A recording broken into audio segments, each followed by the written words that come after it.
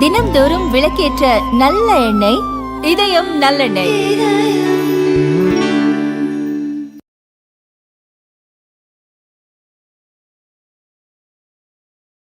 பாரதிய ஜனதா கட்சியினுடைய திருமுனை பிரச்சார கூட்டம் நடத்தப்பட்டிருந்தாலும் 22,530 இடத்தில் நடந்திருந்தாலும் கூட எங்கேயும் இவ்வளவு பெரிய அளவுல நம்முடைய தாய்மார்கள் சகோதரிகள் வந்து நான் பார்த்தது கிடையாது. இந்த அளவுக்கு நீங்க வந்திருக்கிறீங்கன்னா உங்களுடைய சட்டமன்ற உறுப்பினர், முன்னாள் அமைச்சர், ஏழை பங்காளர், அற்புதமான ஒரு பண்பாளர் உங்களோடு தொடர்ந்து சட்டமன்ற உறுப்பினராக 3 முறை இதே இடத்துல போட்டியிட்டு வெற்றி பெற்று 4வது முறையும் கூட மிகப்பெரிய வாக்கு வித்தியாசத்துல அவரை வெற்றி பெற செய்ய வேண்டும் என்கின்ற உங்களுடைய எண்ண வெளிப்பாடு இங்க தெரிகிறது அன்பு சொந்தங்கள். அது மட்டும் இல்ல, நம்முடைய அண்ணன் அவர்கள் சொன்னது போல தொடர்ந்து அனைத்து இந்திய அண்ணா திராவிட முன்னேற்ற கழகத்தினுடைய கோட்டையாக ஏழை மக்கள் பெரிதும் நம்பிக்கை வைக்கக்கூடிய ஒரு பகுதியாக இங்க இருந்து கொண்டிருக்கின்றீர்கள். அதனாலதான் மாரியம்மன் திடல்ல ஒரு தெருமுனை பிரச்சார கூட்டத்திற்கு இவ்வளவு பெரிய அளவுல எல்லோரும் சாயந்தரம் எவ்வளவு வேலை இருந்தாலும் கூட அதெல்லாம் விட்டுட்டீங்க வந்திருக்கிறீங்க. அதற்காக உங்களுடைய பாதத்தை தொட்டு வணங்கி எங்களுடைய நன்றிகளையும் கூட இந்த நேரத்தில் தெரிவித்துக் கொள்கின்றோம். அதே போல அனைத்து இந்திய அண்ணா திராவிட முன்னேற்ற கழகத்தினுடைய அந்த பகுதியினுடைய மாவட்ட துணை செயலாளர் அருமையண்ணன் செல்வதுரை அவர்கள், கட்சியினுடைய மூத்த தலைவர் அவர்களோடு இருக்கின்றார்கள். அவர்களுக்கும் என்னுடைய வணக்கத்தை தெரிவித்து, மாவட்டத்தினுடைய பொருளாளர் அண்ணன் NSK கருப்புசாமி அவர்கள் இருக்கின்றார்கள். அவர்களுக்கும் என்னுடைய வணக்கத்தை தெரிவித்து, பாரதிய ஜனதா கட்சியினுடைய அந்த பகுதியினுடைய மாவட்ட தலைவர் அருமையண்ணன் சந்திரசேகர் அவர்கள், இதற்கு முந்தைய மாவட்டத்தினுடைய தலைவர் என்னுடைய அருமை சகோதரர் வசந்த் ராஜன் அவர்கள், அதே போல மேடையின் மீது இருக்கக்கூடிய அண்ணன் GK விஜயகுமார் அவர்கள், அண்ணன் TP வேலுசாமி அவர்கள், இந்த பகுதியினுடைய ஒன்றிய செயலாளர்கள், அதே போல ராமமூர்த்தி அண்ணன் அவர்கள், சக்திவேல் அவர்கள், நகரத்தினுடைய செயலாளர் அருமையண்ணன் சங்கர் அவர்கள், இலக்கியனினுடைய மாவட்ட செயலாளர் மிக அற்புதமாக பேசிக் கொண்டிருந்தார்கள் அண்ணன் லட்சுமிகாந்தன் அவர்கள், மாவட்டத்தினுடைய கவுன்சிலர் பிரதீப் அவர்கள், மேடையின் மீது இருக்கக்கூடிய அனைத்து இந்திய அண்ணா திராவிட முன்னேற்ற கழகத்தினுடைய மூத்த தலைவர்கள், மேடையினுடைய முன்னிருக்கையில் இருக்கக்கூடிய மூத்த தலைவர்கள், தொண்டர்கள் எல்லோருக்கும் என்னுடைய வணக்கத்தை தெரிவித்துக் கொள்கின்றேன். அதே போல பாரதிய ஜனதா கட்சியில இணைந்திருக்கக்கூடிய முன்னாள் சட்டமன்ற உறுப்பினர் அண்ணன் சின்ராஜ் அவர்கள், அம்மா மக்கள் முன்னேற்ற கழகத்தினுடைய மாவட்டத்தினுடைய செயலாளர் அண்ணன் SR சதீஷ்குமார் அவர்கள் இருக்கின்றார்கள். அவர்களுக்கும் என்னுடைய வணக்கத்தை தெரிவித்து, ராஜகோபால் அண்ணன் சுந்தர்ராஜ் அவர்கள் பேச்சாளர் இருக்கின்றார்கள். அவர்களுக்கும் என்னுடைய வணக்கத்தை தெரிவித்து, பாரதிய ஜனதா கட்சியினுடைய சட்டமன்றத்தினுடைய அமைப்பாளர் அண்ணன் மாரிமுத்து அவர்கள், இணை அமைப்பாளர் கரு முத்தண்ணன் அவர்கள், மண்டல் தலைவர் அண்ணன் சம்பத் குமார் அவர்கள், கதிர்வேல் அவர்கள், பெரியதன் அவர்கள், சவுந்தரராஜன் அவர்கள், வெள்ளியங்கரி அவர்கள், பாஸ்கரன் அவர்கள், ஜெயபிரகாஷ் அவர்கள், செந்தில் அவர்கள் மிகச் சிறப்பாக நம்ம எல்லாம் இந்த பகுதியிலே ஒருங்கிணைத்து இந்த கூட்டம் நடப்பதற்கு ஒரு முக்கிய காரணமாக இருக்கக்கூடிய அண்ணன் குழந்தைவேல் அவர்கள், மேடையின் மீது இருக்கக்கூடிய எல்லா பாரதிய ஜனதா கட்சியினுடைய அருமை தலைவர்கள், தொண்டர்கள் எல்லோருக்கும் என்னுடைய மாலை வணக்கத்தை தெரிவித்துக் கொள்கின்றேன். அருமை சொந்தங்களே, அண்ணன் SP வேலுமணி அவர்கள் பேசும் பொழுது எதற்காக திராவிட முன்னேற்ற கழகத்தினுடைய ஆட்சி தூக்கி எறியப்பட்டு நம்முடைய தேசிய ஜனநாயக கூட்டணியினுடைய ஆட்சி இங்க வரணும், அனைத்து இந்திய அண்ணா திராவிட முன்னேற்ற கழகத்தினுடைய ஆட்சி வரணும், அண்ணன் எடப்பாடி பழனிசாமி அவர்கள் எதற்காக நம்முடைய முதலமைச்சராக வர வேண்டும் என்று சொன்னார். நான் இப்ப சொல்றது உங்களுக்கு கொஞ்சம் வேதனையா இருந்தாலும் கூட நான் சொல்லணும்னு நினைக்கிறேங்க அம்மா. ஏன்னா தாய்மார்கள் இருக்கிறீங்க.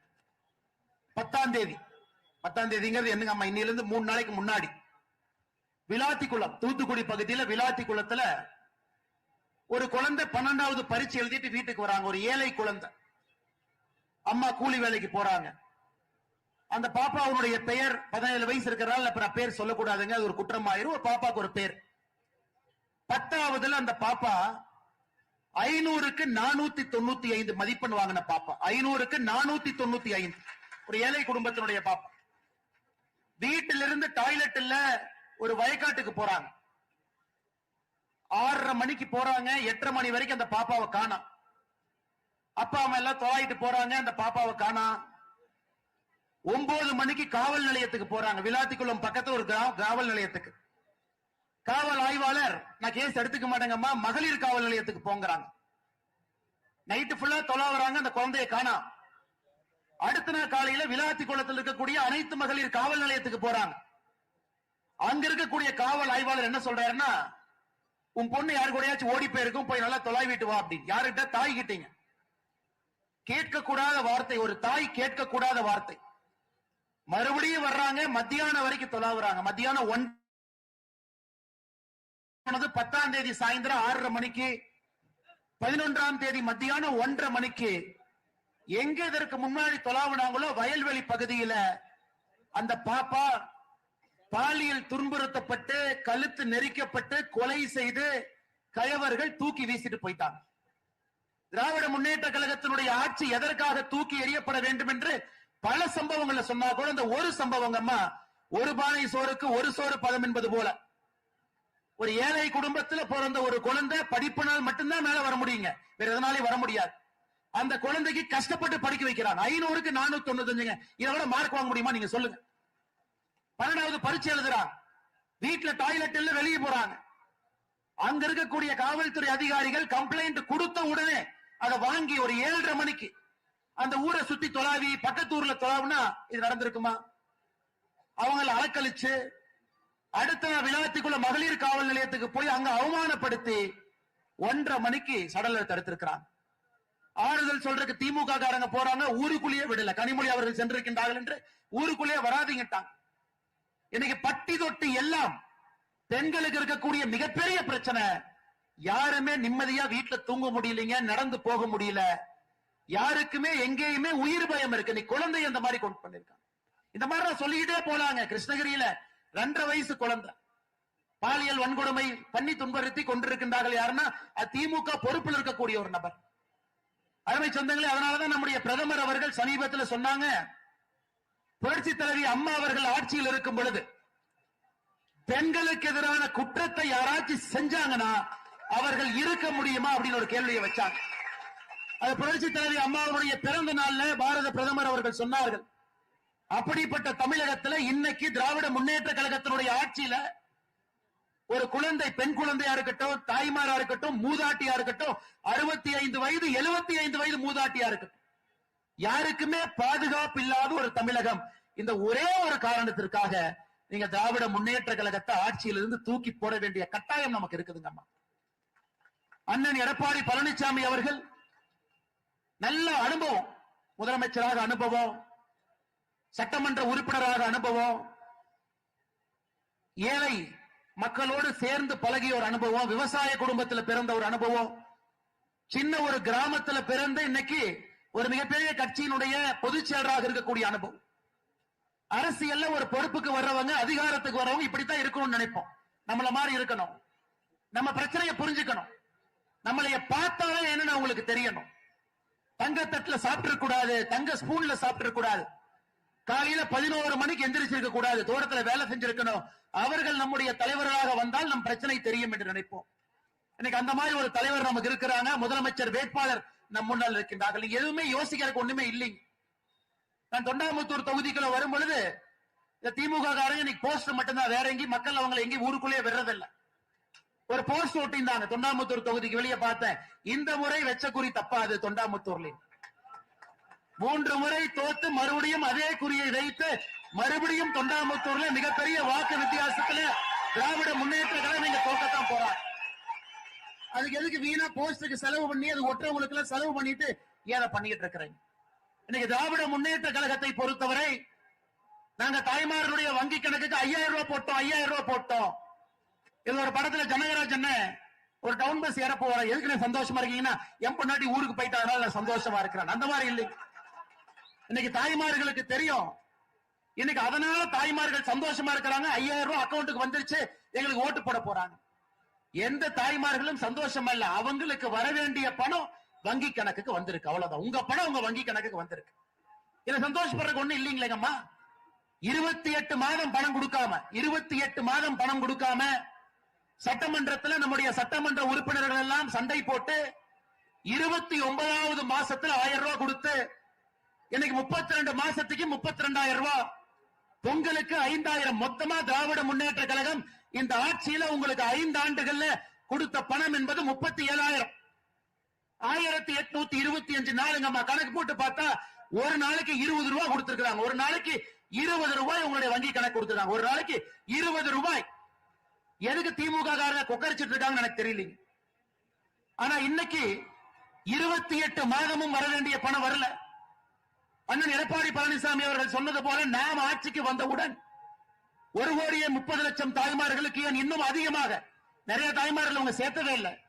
அவர்களுக்கு 1000 ரூபாயிலிருந்து 2000 ரூபாயாக உயர்த்தப்படும் என்கின்ற தேர்தல் வாக்குறுதி.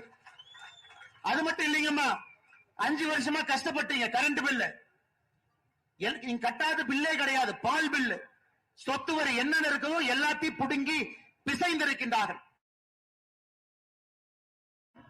ஆட்சிக்கு வந்தவுடன் தேசிய ஜனநாயக கூட்டணி நம்ம தேர்தலில் வெற்றி பெற்று ஆட்சிக்கு வந்தவுடன் முதல் நாள் நம்முடைய தாய்மார்களுக்கு வங்கி கணக்குக்கு 10,000 ரூபாய் உங்களுடைய வங்கி கணக்குக்கு வர இருக்கு. எனக்கு புரியலைங்க, திமுக காரங்க எந்த உலகத்திலே வாழ்ந்து கொண்டிருக்கின்றார்கள்? 5,000 ரூபாய் கொடுத்துட்டோம், அதனால தாய்மார்கள் ஓட்டு போடுவாங்க.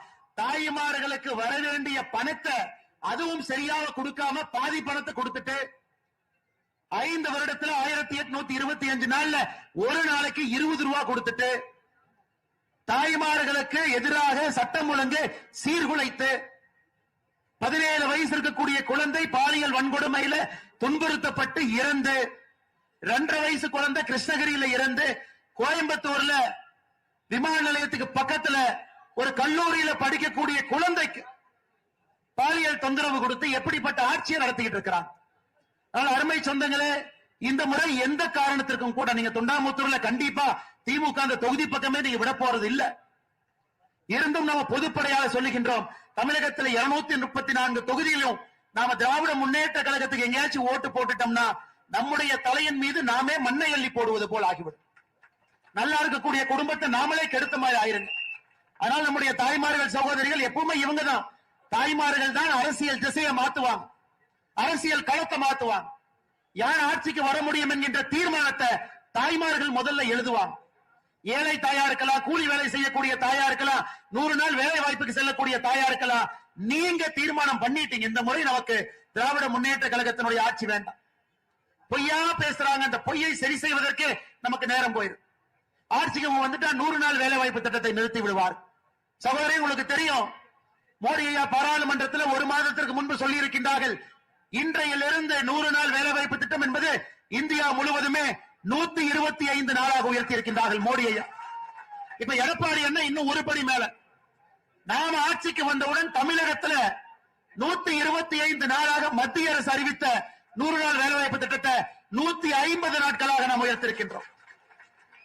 எல்லோருக்கும் எல்லாம் என்கின்ற அடிப்படையில் நம்முடைய தேர்தல் வாக்குறுதியா இருக்கட்டுங்க, நம் மக்களுக்கு செய்யக்கூடிய பணிகளாக இருக்கட்டும், நம் மக்களை பார்த்துக் கொள்ளக்கூடிய விதமாக இருக்கட்டும், எல்லா மக்களையும் அரவணைத்து எடுத்துச் செல்ல வேண்டும் என்று நினைக்கின்றோம். தமிழகத்தில் இருக்கக்கூடிய நாம் எல்லோரும் ஒரே குடும்பம். திராவிட முன்னேற்ற கழகத்தை பொறுத்தவரை அவங்களுக்கு ஒரே ஒரு குடும்பம், அது சபரீஷன் அவருடைய குடும்பம், உதயநிதி ஸ்டாலினுடைய குடும்பம், வேற யாரும் அவங்க குடும்பம் கிடையாது. அதனால அருமை சொந்தங்களே, என்ன நம்மளை ஏமாத்த பார்த்தாலும், என்ன பொய்யை சொன்னாலும், எந்தவித அபாண்டமான குற்றச்சாட்டை வைத்தாலும் நாம் ஓர் அணியில் இருக்க வேண்டும். அது நம்முடைய அணி, அது நல்லவர்களுக்கான அணி, அது தமிழ்நாட்டுக்கான அணி, அது தேசிய ஜனநாயக கூட்டணியினுடைய அணி. அருமை சொந்தங்கள், அது மட்டும் இல்லைங்கம்மா, சமீபத்தில் அனைத்து இந்திய அண்ணா திராவிட முன்னேற்ற கழகத்தினுடைய ஐடி விங் செயலாளர் தம்பி ஒரு வீடியோ எடுத்து போட்டிருந்தார். அந்த வீடியோ நானும் முகநூல் எடுத்து போட்டேங்கம்மா. நம்முடைய வடவள்ளி பகுதி, கோயம்புத்தூர் இருக்கக்கூடிய வடவள்ளி 36வது வார்டுல ஏழை மக்களுக்காக ஒரு ஆரம்ப சுகாதார நிலையத்தை கட்டியிருக்கிறாங்க. ஆரம்ப சுகாதார நிலையம். அந்த ஆரம்ப சுகாதார நிலையத்தில் வாரத்துக்கு 2 நாள் கர்ப்பிணி பெண்களுக்கு உதவி பண்ணணும், வாரத்துக்கு 2 நாள் சின்ன குழந்தைங்களுக்கு ஊசி போடுறதுக்கான ஒரு மையம். ஒரு திமுக காரன் குடும்பமா உள்ள போய் தங்கிட்டான். அதோட அதிமுக காரங்க வீடியோ எடுத்து போட்டாங்க. வடவள்ளியில 36வது வார்டுல பாருங்க, ஒரு திமுக பொறியாளர் அணி துணை அமைப்பாளர் ஷாம் சுந்தர் போய் தங்கி இருக்கிறார். கடைசியில் அதையெல்லாம் பிரச்சனை பண்ணி ஒரு ஆரம்ப சுகாதார நிலையத்துல மக்களுக்காக கட்டப்பட்ட அந்த பகுதியினுடைய சட்டமன்ற அனைத்து இந்திய அண்ணா திராவிட முன்னேற்ற கழகத்தினுடைய சட்டமன்ற உறுப்பினர் அவர் நிதியில கட்டி திறக்கப்பட்ட ஒரு கட்டடம். இன்னைக்கு அரசாங்க கட்டடத்தை ஆக்கிரமிப்பு பண்றாங்க, அரசாங்க நிலத்தை ஆக்கிரமிப்பு பண்றாங்க. 2011 எப்படி புரட்சி தலைவி அம்மா அவர்கள் ஆட்சிக்கு வந்தவுடன் திமுக கார எங்கெல்லாம் நிலத்தை அடிச்சு பிடுங்கினாங்களோ அவர்களுக்காக ஒரு தனி இலாக்கா போட்டாங்க. அதே போல ஒரு தனி இலாக்கா போட வேண்டிய நிலைமை நமக்கு வந்துருச்சு. ஏழை தாயினுடைய வயிற்றிலே அடித்து பிடுங்கி அரசு சொத்தை அபகரித்து கொள்ளையடித்து ஊழல் செய்து இன்னைக்கு மக்களுக்கு சட்டம் ஒழுங்கு பாதுகாப்பு இல்லாத ஒரு தமிழகத்தை உருவாக்கி இருக்கக்கூடிய திராவிட முன்னேற்ற கழகத்தை நம்ம வீட்டுக்கு அனுப்ப வேண்டிய கட்டாயம் நமக்கு இருக்குங்க. நமக்கு இந்த ஆட்சி வேண்டாம், ஸ்டாலின் ஐயா வேண்டாம். 5 வருஷம் நம்ம பார்த்துட்டுங்க, தப்பி தவறிதான் அவரே வந்தாருங்க. 4.5 லட்சம் வாக்கு வித்தியாசம் தான். 2021 தேர்தலை மொத்தமா எடுத்துக்கிட்டீங்கன்னா அனைத்து இந்திய அண்ணா திராவிட முன்னேற்ற கழகம் தலைமையிலான தேசிய ஜனநாயக கூட்டணியும் திராவிட முன்னேற்ற கழக கூட்டணி அந்த பக்கம் பாத்தீங்கன்னா மொத்த தமிழ்நாட்டுக்கு சேர்த்து 4.5 லட்சம் ஓட்டு தான் வித்தியாசம். அது ஒரு பெரிய வித்தியாசம் கிடையாது. ஆனால் இந்த முறை எந்த காரணத்திற்கும் கூட திராவிட முன்னேற்ற கழகத்தை நாம் ஆட்சியில் விடக்கூடாது. அவங்க நமக்கு வேண்டாம், வெறும் பொய்ய மட்டும் சொல்றாங்க. இன்னைக்கு எதற்காக பாரதிய ஜனதா கட்சி நாம் எல்லோரும் ஒரே அணியில ஒருங்கிணைந்து அண்ணன் எடப்பாடி பழனிசாமி அவர்களை முதலமைச்சராக கொண்டு வர வேண்டும் என்று ஏன் பேசுகின்றோம்? ஏன்னா பாரத தலைவர் ஐயா நரேந்திர மோடி அவர்கள் உத்தரவு போட்டிருக்கிறாங்க. என்ன இருந்த பொழுது இந்தியாவில எங்கேயுமே 2016 இருந்து 21 வரை ஒரே நேரத்தில் 11 மருத்துவக் கல்லூரி ஒரே நேரத்தில் நம்ம கொடுக்கலீங்கம்மா. தமிழகத்துக்கு கொடுத்தோம், கேட்டு வாங்கினாங்க, சிறப்பா செஞ்சாங்க. நீலகிரியிலிருந்து கொங்கு மண்டலத்தில் 6 கல்லூரிகளை திறந்து இன்னைக்கு குழந்தைங்க எல்லாம் மருத்துவம் படிக்கிறார். அதே போல அதிமுக அங்கே ஆட்சியில் இருந்த பொழுது மத்திய அரசுடைய திட்டங்கள் இங்கே முழுமையாக வந்துச்சு.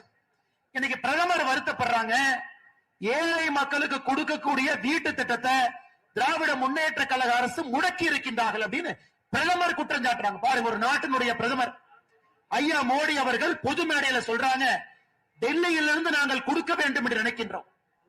தமிழக மக்களுக்கெல்லாம் கிராமப்புறத்தில் வீடு கொடுக்கணும்னு நினைக்கிறோம். அதையெல்லாம் முடக்கி வைத்திருக்கின்றார்கள்.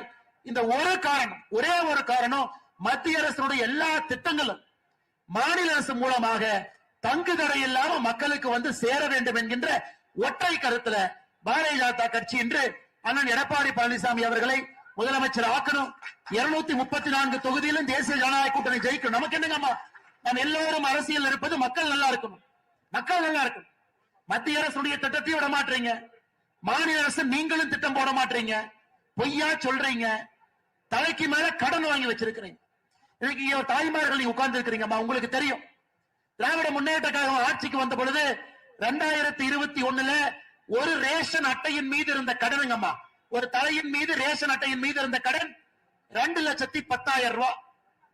இன்னைக்கு 5 ஆண்டுகள் ஆட்சி முடிந்து ஒரு ரேஷன் அட்டையின் மீது இருக்கக்கூடிய கடன் ஒரு தலையின் மீது 4,82,000 ரூபாய்.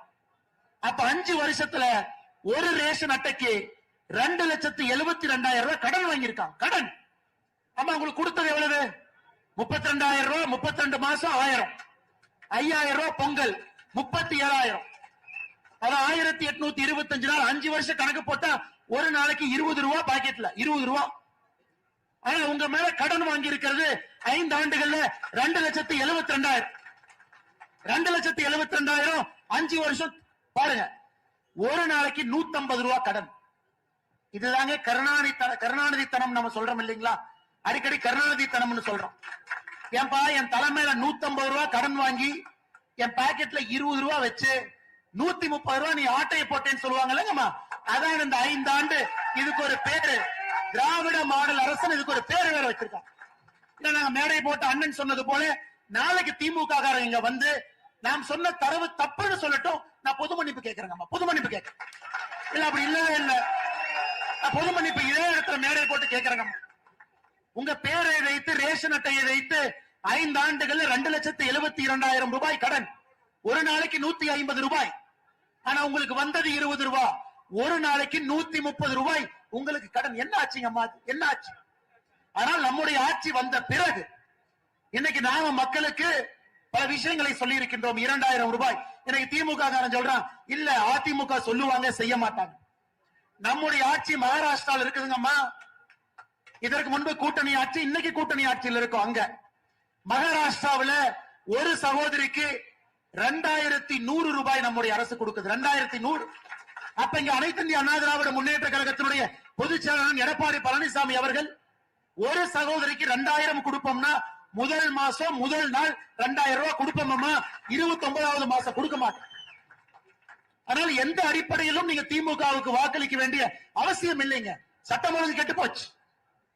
தலை மீது கடன் சொல்றேன்னு சொல்லக்கூடிய பணம் நேரத்துக்கு வர்றதில்லை. எந்த இடத்திலும் கூட எந்த வேலையும் செய்யலீங்கம்மா. இன்னைக்கு ஜிடி நாயுடு பாலம், அதுக்கு மட்டும் முதலமைச்சர் வர்றாரு. அடிக்கல் நாட்டினது யாரு? அனைத்து இந்திய அண்ணா திராவிட முன்னேற்ற கழகம். கோயம்புத்தூர் மாவட்டத்துக்குள்ள சுத்தி சுத்தி சுத்தி சுத்தி முதலமைச்சர் வந்து சாம்பிராணி போடுற மாதிரி போட்டுக்கிட்டே இருக்காரு மக்களுக்கு. சாம்பிராணி போடுற மாதிரி அவர் எதுக்கு வர மாட்டார். நேரா வருவாரு, ஒரு லைப்ரரிய பாக்குறதுக்காக ஒரு 10 பேர் சேருவாங்க, திரும்ப பிளைட்ல போயிருவார். அடிப்படையில கிராமப்புறத்துக்கு ஆரம்ப சுகாதார நிலையத்தை கட்டி கொடுத்தாங்களா? இல்லை, இந்த ஆட்சியில வரலீங்க. கிராமப்புறத்துக்கு பேருந்து நிலையம் இந்த ஆட்சியில வரல. அண்ணன் எஸ்பிபி அவர்கள் சொன்னது போல அடுத்த கட்டம் செல்வதற்கான உயர் சிகிச்சை இந்த ஆட்சியில் இல்ல. ஏழை மக்கள் மடிந்து கொண்டிருக்கின்றார்கள். நான் ஒரே ஒரு புள்ளி விவரத்தை சொல்றேன் பாருங்கம்மா. நாம எல்லாம் கூட்டம் போட்டு சொல்றோம் தமிழகத்துல ரேப் அதிகமாயிருச்சு, தமிழகத்துல பெண்களுக்கு எதிரான குற்றம் அதிகமாயிருச்சு. நேற்று நம்முடைய உள்துறை செயலாளர் பத்திரிகையாளர் சந்திப்பு நடத்துறாரு. நீங்க பாருங்கம்மா, தமிழகத்தினுடைய உள்துறை அமைச்சர் யாருன்னா முதலமைச்சர். பயந்து போய் அவரு வரல, டிஜிபி அனுப்புறாரு, கமிஷனர் அனுப்புறாரு, உள்துறை செயலாளர் அனுப்புறாரு. 5 பேர் வந்து இந்த மாடுகள்லாம் ஆடுகள்லாம் பாத்தீங்கன்னா இந்த பக்கரா ஆடு மாதிரி வந்து நிக்கும். அந்த மாதிரி 5 பேர் உட்கார்ந்து பத்திரிகையாளர் சந்திப்பு நடத்துறாங்க. அதுல அவங்க தரவு கொடுக்கறாங்கம்மா. 5 ஆண்டுகள்ல தமிழகத்தில் நடந்த கொலை மட்டுமே 5 ஆண்டுகள்ல தமிழகத்தில் நடந்த கொலை,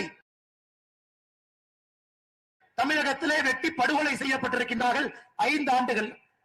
5 ஆண்டுகள் நடந்த கற்பழிப்பு மட்டுமே தமிழகத்தில் 2080. 5 ஆண்டுகள்ல இது நல்லா கேளுங்கம்மா, 5 ஆண்டுகள்ல 18 வயசுக்கு கீழே இருக்கக்கூடிய பெண் குழந்தை, 18 வயசு கீழே இருக்கக்கூடிய பெண் குழந்தையின் மீது நடத்தப்பட்ட குற்ற சம்பவங்கள் 5 ஆண்டுகள்ல 39,900. நல்லா கேட்டுக்க, 39,900.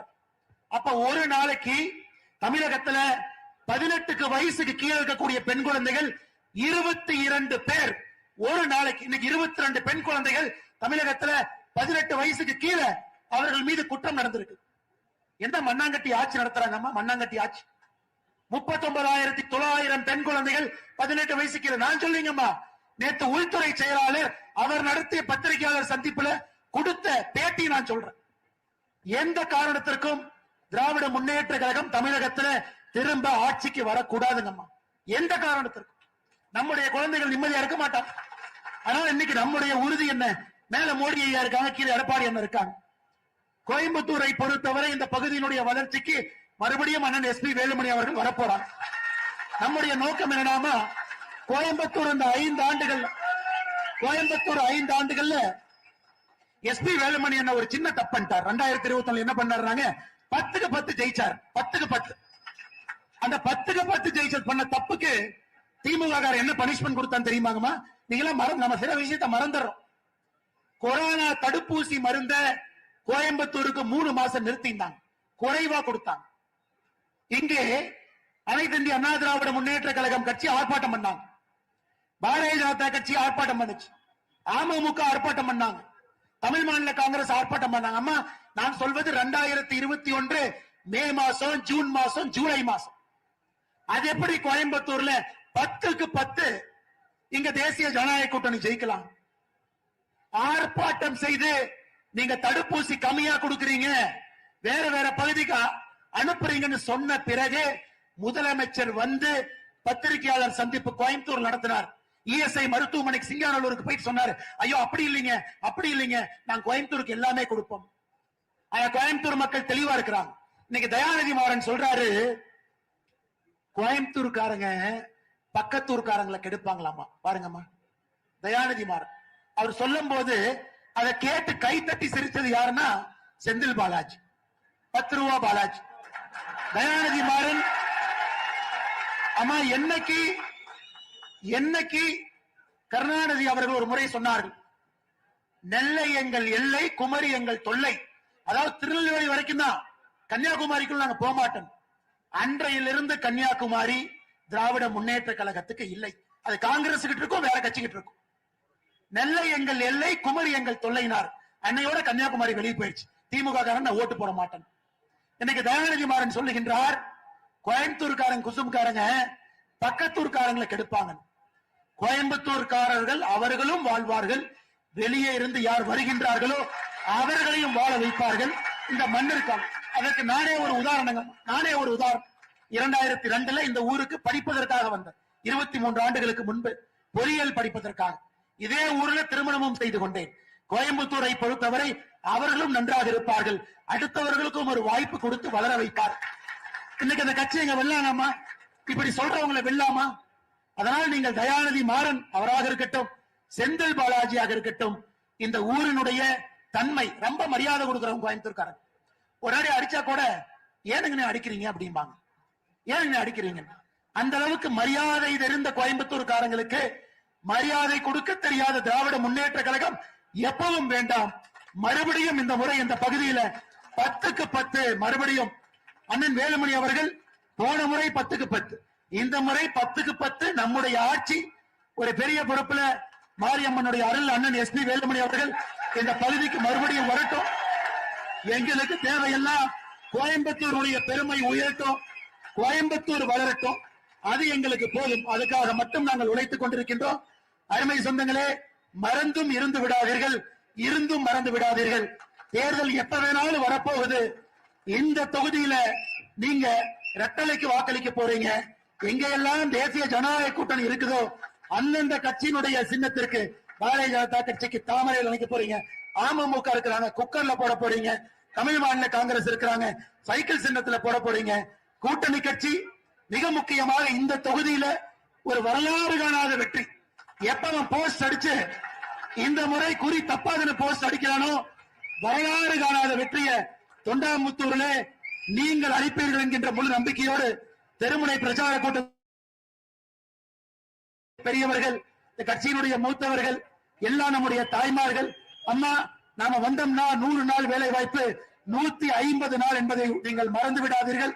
நிச்சயமாக உங்களோடு அண்ணன் எடப்பாடி பழனிசாமி அவர்கள் இருப்பார்கள் என்கின்ற ஒரு நம்பிக்கையை உங்களுக்கு அளித்து தேசிய ஜனநாயக கூட்டணிக்கு நீங்கள் வாக்களிக்க வேண்டும் என்கின்ற ஒரு வேண்டுகோளை உங்களுடைய பாதத்தை தொட்டு வணங்கி இந்த நேரத்தில் வைக்க விரும்புகின்றோம். நன்றி, வணக்கம். அம்மா